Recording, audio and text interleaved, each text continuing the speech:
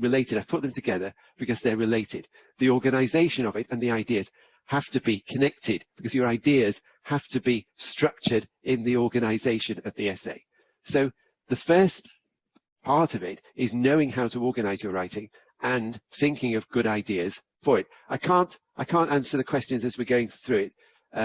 You have to put them in the Q&A, and particularly I'll answer questions which are related to this essay. We've got a long way to go. The third one is part of third element is the actual writing itself. So this is what you typically think of: good collocations, natural and appropriate language, accurately, relevantly, and more flexible, convenient, and reasonably priced. So you can see what you think today. So in terms of planning the essay. Now, the minimum, as you know, is 250 words. I would always tell students to write at least 270, 280. Why? Because if it's nearly 250, the examiner's not 100% sure, he or she has to count them. If they have to count them, it's very irritating, number one.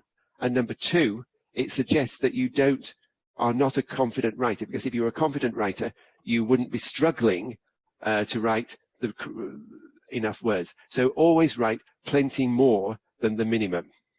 There is no maximum, so don't worry about that. And take 40 minutes to write task 2, write it after task 1.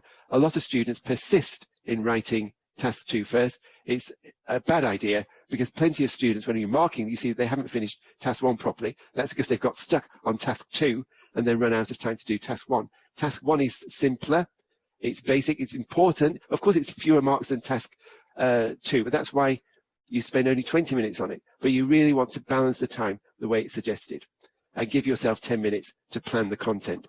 10 minutes to plan the content. That means you don't start writing until you know what you're going to write about in each paragraph, in some detail. Students who do that are rare in number, because lots of essays start okay and go badly wrong in the middle, or students appear to be supporting one side at the beginning and another side at the end. This wouldn't happen with planning. Usually you'll write 4 paragraphs for a test 2 essay, occasionally 5, but usually it will be 4. So what do we do?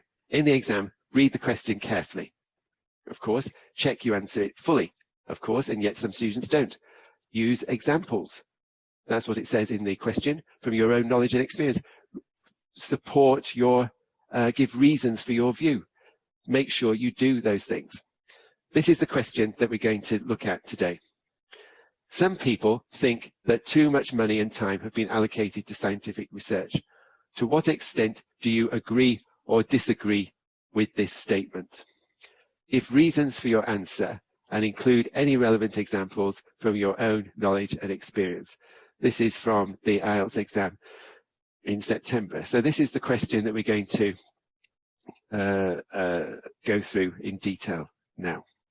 So the question is divided into parts, isn't it? This is the topic here. Some people think that too much money and time have been allocated to scientific research. To what extent do you agree or disagree with this statement? This is our task, really. And give reasons for your answer and include any relevant examples from your own knowledge.